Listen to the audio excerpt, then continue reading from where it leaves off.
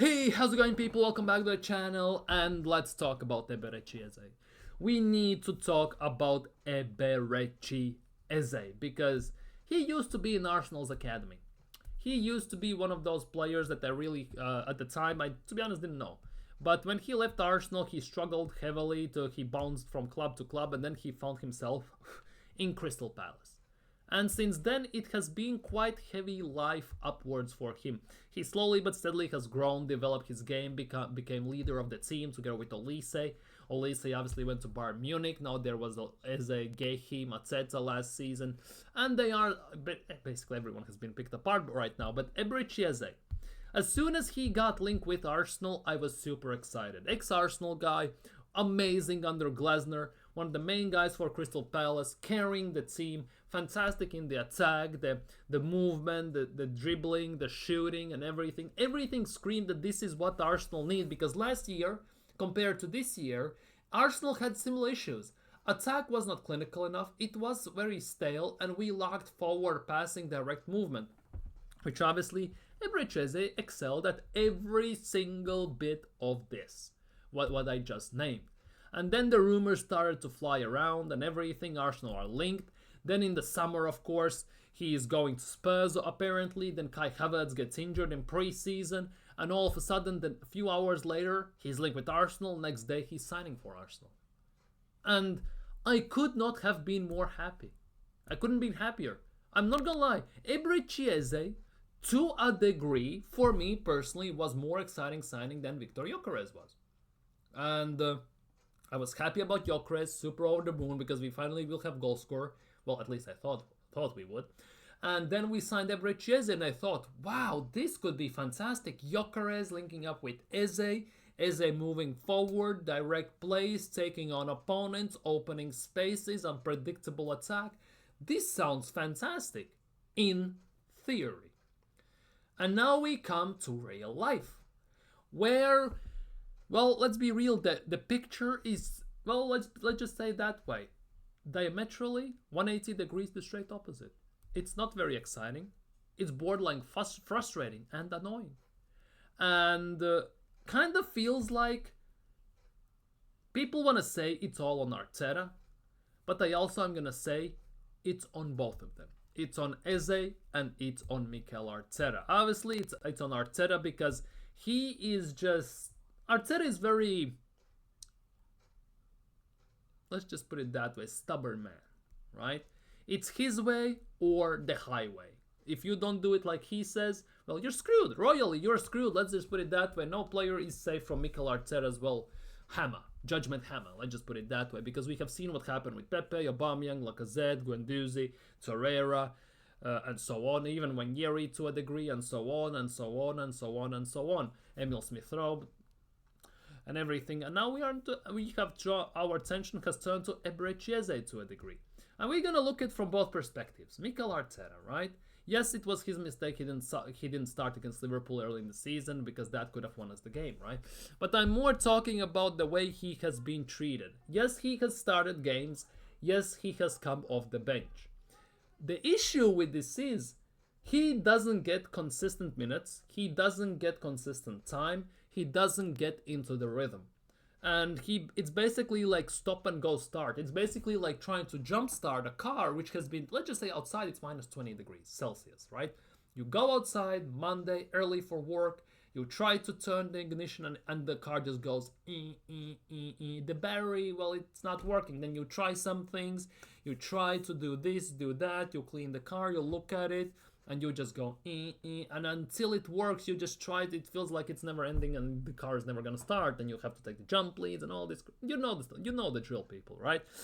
But with Eze, it feels like it's the same way, because whenever Eze hits some sort of a form, Mikel Arteta's reward for that for him is, well, you are holding the bench. Ironically enough, because he plays in the same position where Odegaard plays, and he doesn't get enough minutes there. Because Odegaard is the love child of Mikel Arteta, he can do no wrong, because looking at the stinkers Odegaard has dropped and Odegaard has dropped during the games. Arteta never drops him, he starts every single game, because, well, he's the captain. One of the worst captains in our history, may I add. And then he's also most substituted captain in Arsenal's history, and I wouldn't be surprised in one of the football's history one of the most substituted captains, right? And when usually you need him the most, when the captain needs to step up, he gets cooked and somebody else comes on, right? But Eze is this. It's similar like with Trossard. Remember when Trossard just signed in January, sorry, back in the day, and he got man of the match, player of the month. He could have gone two player of the months, but all of a sudden he held bench for Martinelli. And it's something similar with Eberechi Eze. He has off games, he has good games. As soon as he has good games, Mikel Arteta's reward is him, well, to sit on the bench. He scores a hat-trick against Spurs, wins us the game, and what's his reward? He gets benched for Odegaard, who has just come back from injury. Yeah, that was his reward. And again, he doesn't see the pitch almost ever since. In the cup games, it is what it is against smaller teams. I'm talking more about the big games where he could start. Yes, he sometimes starts on the left wing, but he doesn't have the free roam type of option he has had under Glasner on that left side, so it's not going to work at Arsenal. When he has started, Mikel Arteta has specific demands for him, right? And this is now where we go into the territory of Eze himself, where it feels like Arteta wants this and Eze wants that, and in the end, Eze doesn't execute what Arteta has told him to do. He doesn't press enough. He doesn't track back. Arteta tells him to pass it backwards. He tries to cut in with the ball. He loses possession and all this stuff because you can hear it sometimes on the microphones where Arteta just screams at Eze, "Don't cut in. Don't go free roam. Don't go inside. Leave some spaces open," and all this stuff, right? And since it's not working for him, it's not working for Arteta. Eze is not executing enough. He's also not sometimes pressing enough. He drops a stinker. And he then gets benched. And again, Odegaard starts, Merino starts in the 10, Havertz starts in the 10, and Eze doesn't get the limelight at all. He doesn't get to play whatsoever. And now we kind of are getting into this territory where Mikel Arteta is damaging him. Eze himself is not performing to a maximum degree, which is damaging him. And now we are kind of, if you add those two up, we are in this position where it has become a mental thing, because it feels like he's starting to get again destroyed mentally. He's not confident anymore when he's on the pitch, on the ball. He overthinks most of the decisions he has to make because yes, he needs to adapting from Crystal Palace and Glasner to Arsenal and Arteta. It's a very big jump. Let's be real, because it's straight opposite styles, straight opposite systems, straight opposite squads, expectations, reality, everything changes like that.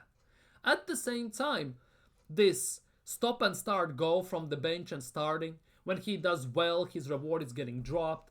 When he gets to play, he tries to do sometimes too much and he's not confident enough. His dribbling is not as confident. He misplaces passes. He wants to do sometimes too much, and he wants to do something that's going to benefit the team, but it ends up sometimes hurting the team.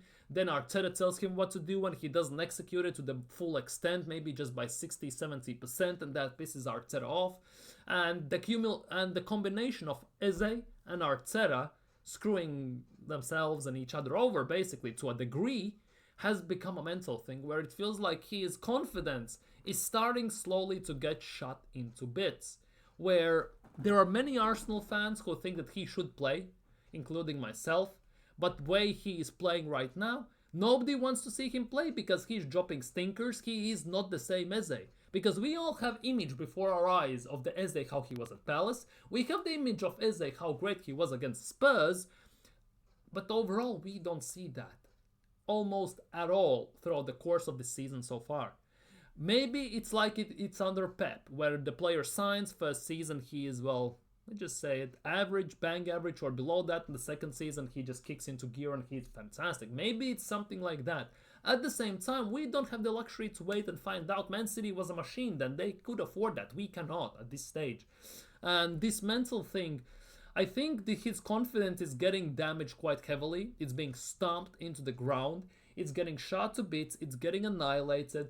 And now it is coming to a point where Eze, every single time he gets the ball, he's caught in between two minds. Where he, on one shoulder, he has sitting Mikel Arteta and say, listen to me, Eze. You listen to me, do what I said, and all will be good. And the other shoulder, Lil Eze is sitting there and saying, you need to perform. Even maybe a mini Arsenal fan saying, oh, Eze was doing this, Eze was doing that. If you give him freedom, he can do this and he can do that. We have seen this at Palace and everything. Maybe he can do it here as well. And he's kind of hearing from the both sides, and he cannot make a split decision sometimes.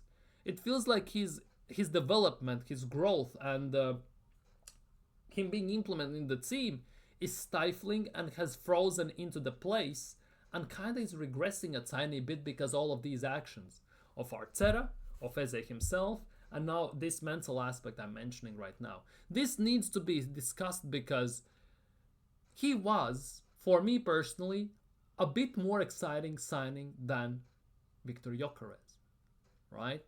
Because based on how we started to create chances when we didn't have Eze, I hoped that Gyökeres would score. But having a proper forward-thinking number 10, like Yeri when he played sometimes instead of Odegaard last year, or something like that, we needed that more than anything, including left wing, which we still don't have, by the way. But having Eze kind of made me think that we could get that. We would have that. And now we are about, 50 games into the season, including Champions League and FA Cups and Carabao Cups. And it's very worrying. Yes, I might be jumping gun and saying that it's worrying a bit too early. Yes, I might be overreacting, but all I want is best for the club. I want Eze to succeed because he is hell of a good player. And in my opinion, he's better than Odegaard. And he should be the number 10 who lifts our level in the attack, because our attack needs improvements with players like Eze. We need forward thinking, direct, open spaces, attacking, straightforward with pace number 10s. And Eze was that. But in this regime, in these tactics under Mikel Arteta, we see pretty much none of it. And then now it becomes the question, is it Arteta, is it Eze, is it both? For me, it's both. And is Arteta willing to adjust, to change? Doesn't feel that way, does it? But we'll see how that's going to go. Let me know what you think of the topic, what you think about Eze at Arsenal, what you think about how Arteta has treated Eze, because it feels like a disgrace, I'm not going to lie, to a degree. Like the video, subscribe if you're new, and see you guys very, very, very soon. Peace.